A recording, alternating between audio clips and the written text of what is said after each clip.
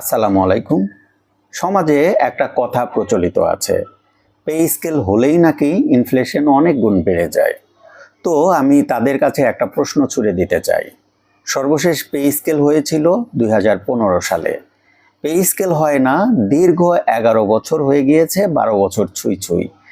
এই যে 11 বছর হয়ে গিয়েছে, এই 11 বছরে তো পে স্কেল হয়নি। ইনফ্লেশন কি আগের লেভেলেই আছে নাকি ইনফ্লেশন বেড়েছে? উত্তরটা হবে ইনফ্লেশন বেড়েছে।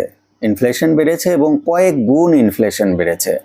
তাহলে পে স্কেলের সাথে ইনফ্লেশনের সম্পর্কটা কোথায় থাকছে? হ্যাঁ, এতটুকু মানতে হবে, যদি পে স্কেল হয় হয়তো বা ইনফ্লেশন কিছুটা হলেও বাড়বে, কিন্তু সেই লেভেলটা এমনও হবে না যেটা প্রত্যেকটা মানুষের জীবনে অনেক বড় ইম্প্যাক্ট ফেলবে। কিন্তু দেখুন, যদি পে স্কেল না হয় তাহলে একটা নির্দিষ্ট সংখ্যক মানুষ আছে যাদের বেতন বাড়বে না বছরের পর বছর, অথচ প্রত্যেকটা বছরেই কিন্তু ইনফ্লেশন হবে।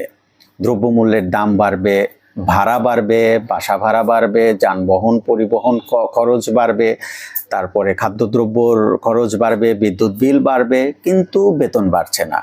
তাদের জীবন আসলে কিভাবে চলবে? আমি আজকে খেয়াল করে দেখলাম যে আমি একটা নির্দিষ্ট দূরত্বে মগবাজার থেকে আমার বাসায় একটা সময়, আজ থেকে 3-4 মাস আগেও 100 টাকা রিক্সা ভাড়া ছিল। এখন আমি আজকে যখন ওই একই ডিস্টেন্স থেকে আমার বাসায় আসার জন্য রিক্সাওয়ালাকে ভাড়া জিজ্ঞেস করলাম, তারা 150 টাকার নিচে কেউ আসবে না। এমনকি তারা 120 টাকাতেও আসতে কেউ রাজি না। সর্বোচ্চ তারা 10 টাকা ভাড়া কমাচ্ছে, 140 টাকার নিচে কেউ আসবে না।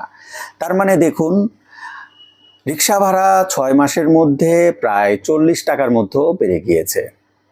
তারা তাদের রিক্সা ভাড়া বাড়িয়ে দিয়েছে। দ্রব্যমূল্য বাড়ছে, জিনিসপত্রের দাম বাড়ছে, দোকানদাররাও কিন্তু সেই অনুপাতেই জিনিসপত্রের দাম বাড়িয়ে দিচ্ছে, কাঁচামালের দাম বাড়িয়ে দিচ্ছে, রিক্সাওয়ালারা তাদের ভাড়া বাড়িয়ে দিচ্ছে, বাস পরিবহন তাদের ভাড়া বাড়িয়ে দিচ্ছে। সব জায়গায় কিন্তু ভাড়া বাড়াচ্ছে। ছেলে মেয়েদের শিক্ষার প্রতিষ্ঠান তারা বেতন বাড়াচ্ছে, সব জায়গায় সব কিছু বাড়ছে, বিদ্যুৎ বিল বাড়ছে, কিন্তু সরকারি চাকরিজীবীদের বেতন বাড়ছে না।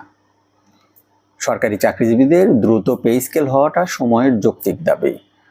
ইনফ্লেশন যে লেভেলে চলে গিয়েছে সেই লেভেল থেকে আসলে সরকারি চাকরিজীবীদের সাস্টেইন করা খুব কঠিন হয়ে গিয়েছে। পে স্কেলের গেজেট খুব দ্রুত হোক, এই দাবি জানাচ্ছি। আপনারা কে কে চান খুব দ্রুত পে স্কেল হোক? আমরা তো সবাই চাই পে স্কেল হোক, কিন্তু পে স্কেলের সপক্ষে কথা বলার মতো খুব একটা মানুষ কিন্তু নেই। যৌক্তিকভাবে সরকারের কাছে দাবি তো জানানোই যায়।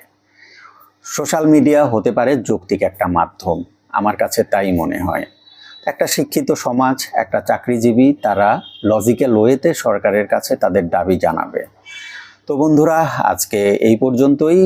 সরকারের প্রতি আস্থা আছে, আমরা বিশ্বাস করি খুব দ্রুতই পে স্কেলের গেজেট হয়ে যাবে। যেমনটা খোঁজ পাচ্ছি যে অক্টোবরের ফার্স্ট উইকে পে স্কেলের গেজেট হবে। তো আজকে এই পর্যন্তই, সবাই ভালো থাকবেন। আসসালামু আলাইকুম।